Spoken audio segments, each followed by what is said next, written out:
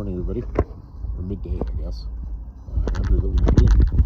Haven't done a video in a while. Thought I'd just give a little update. It's been a bit of a weird time for me ever since I did that last video on asking about what you love and the difference that made in shifting energy in myself personally. I recommend everybody do that. Like, just sit with it. Sit with trying to figure out what you really love and feel your energy change. So that was really good. I just wanted to relay a couple other things that happened recently.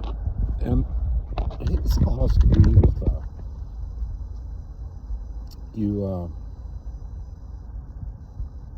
say the thinning of the veil and we're becoming more aware and awakened, and some days it feels like a bunch of BS, but I really do believe it. It's happening. People are asking questions and they're seeking answers and growing, opening doors within themselves. And I think that's really important. But a weird side spin-off benefit of that is as you become more sensitive, you become more sensitive, and you connect with things that you don't normally expect to, or maybe you didn't before.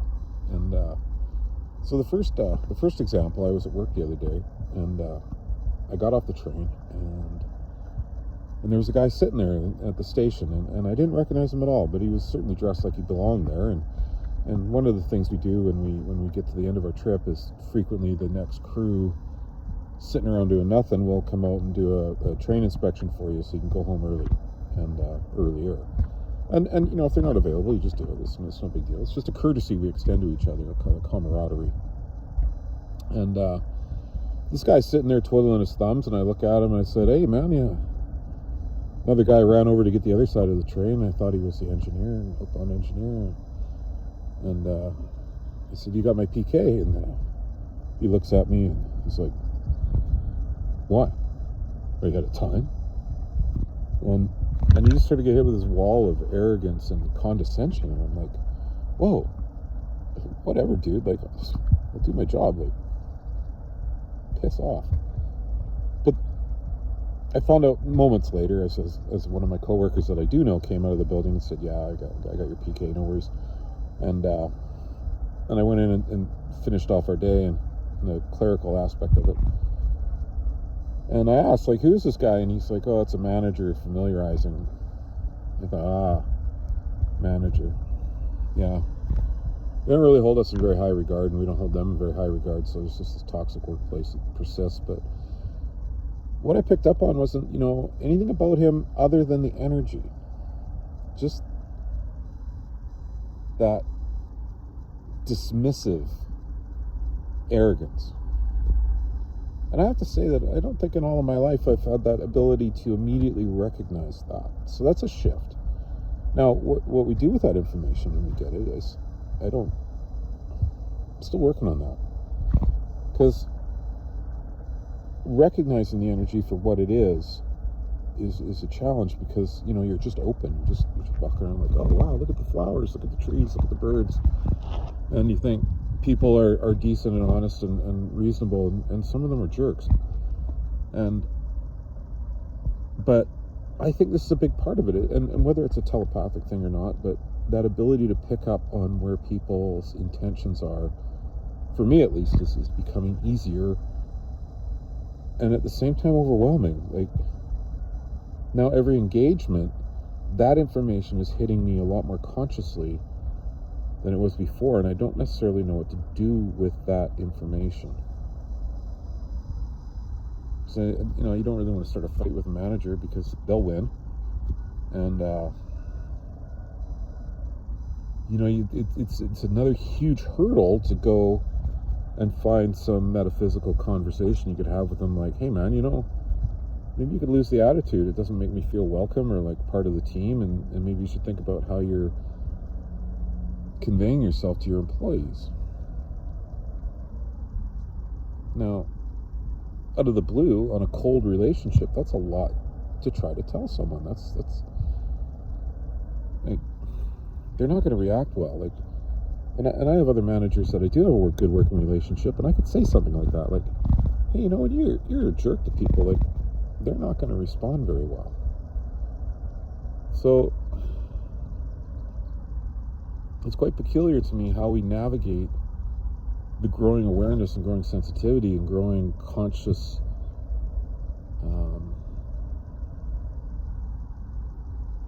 what do you call it? Being conscious of what people's energy states are at as we encounter them and have to deal with them. Anyhow, and of course, and I think if this is a veil thinning moment in life, then we have to be really careful what we're projecting. And so that was a lesson there. What are you projecting? Because a lot of people sit there and they'll say, oh, you're a mirror, or whatever you're getting from the universe is within you, and you're only seeing what's within you, and if you have darkness and arrogance and contempt within you, then that's what you'll see in other people, blah, blah, blah. But, and that may be true, but I think we're actually going to a place that's quite a bit different than that, where we just have to be very conscious of what we think and our emotions. Because if people are waking up and they are becoming more sensitive to this stuff, then they're going to start challenging us on our energy level, our energy state.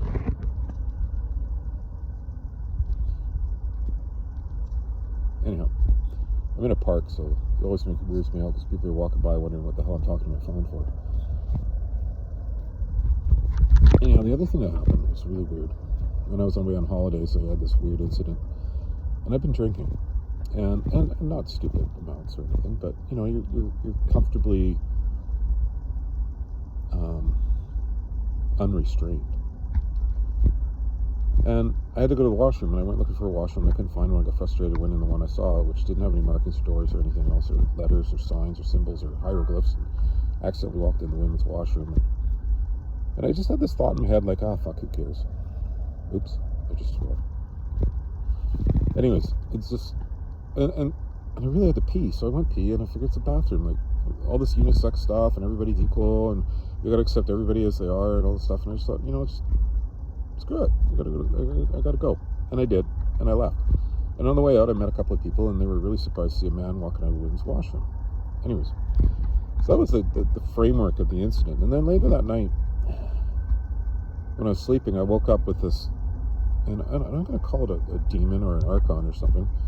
It was making me relive this, and the guilt and the shame and regret, and that I'd had some energetic impact on some people because I was a man in a women's washroom, and that it certainly was likely what was happening, but at the time, I probably didn't care. And even then, I said to it, I said, listen, it was a minor misdemeanor. It was an irrelevant event. Like, just leave me alone and bugger off. And at that moment, I felt this energy slinking away, like I'd scalded it. And it went, oh, it's going to retreat. And I denied it the energy. I denied it the shame and the guilt and the embarrassment and all of that energy. And I said, just get out of my head, man. I don't need this. Like, this is insignificant. Like, people do stupid shit every day. And you just got to deal with it. That's life. I'm not going to sit here and rehash it over and over and over again forever. And that's a new twist for me because I wasn't aware of that presence as a secondary presence that isn't me, that's manipulating me. And then the thought that came around the other day, and this is weeks after it now. What if having alcohol in my system opened that doorway? And the thoughts I had before I went in the women's washroom, which were a little negative and a little like, who gives a crap? I just got to go. What if those thoughts are planted in order to create an event that can create energy that they can feed off of? Now, that was like one of those, like, holy crap. So in a weaker, diminished state, like drugs or alcohol would leave you in, or exhaustion, another big one. You're exhausted or sleep deprived. You're diminished. And how often do we do or say something that's dumb or disrespectful or rude or inappropriate, And you think to yourself afterwards, why would I do that? I know better than that. I would. Why? Why would I make that mistake? It's not me. That's not who I am. But you did. And then afterwards, you get this rehash in your dream state, in a lucid dream state, where you get to feel all this shitty emotions again and feel bad about yourself and beat yourself up.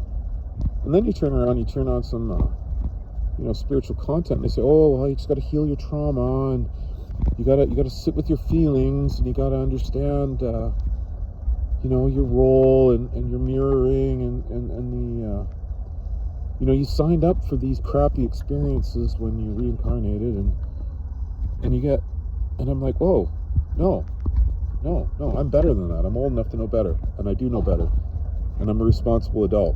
Why did I do that dumb thing that caused pain and suffering? Why did I do something to increase the suffering in the world? And then you realize you're set up. You get it. You get that sense for the setup. Like,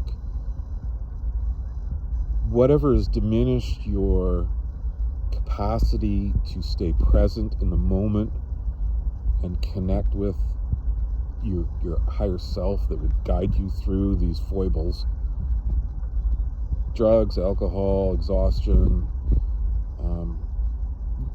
dwelling on the past, or dreaming about the future, and you don't see what's going on around you at the time. And it's deliberate, and it's malicious, and the malicious deliberateness is so that they can harvest the energy from you after you go back and relive it over and over and over again.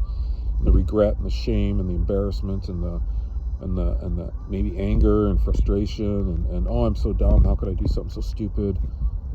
And you apologize to people if you can, and you say you're sorry, and it creates this whole energy dynamic. And I just saw it for the first time. If there is something out there feeding off our energy, they are really good at manipulating us in order to create the energy they want to feed off of. And you think about gardeners tending a garden, where you go and you water, then you weed, and you deal with all of these nuisances in order to get the food that you want to nourish you. Why would it be any different for them? That process, as above, so below, all that bullshit, that process of them tending us like a crop so they can get the food they want. Something to think about. And realistically now, it's like, I don't have any desire to, and I don't have a problem with alcohol. I mean, it was a celebratory event and stuff, so, didn't have to drive or anything dumb. So, you look at these things and you go like, well, do I ever want to be in that position? Do I ever want to be pulled out of my presence by whatever it is and be victimized by something I can't see? Except now I can see them in my dreams. It ain't me. It's not my angels. It's not my guides. It's not my higher self. It's a parasite. Anyhow, that's it. It's long enough for today. Back at it, trying to figure this shit out. And live a better life. Finding my love. Out. Oh, go watch my other videos. I think they're terrible, but they might help. Okay. And subscribe. And turn on the bell with notifications. It's good. Thanks. Out.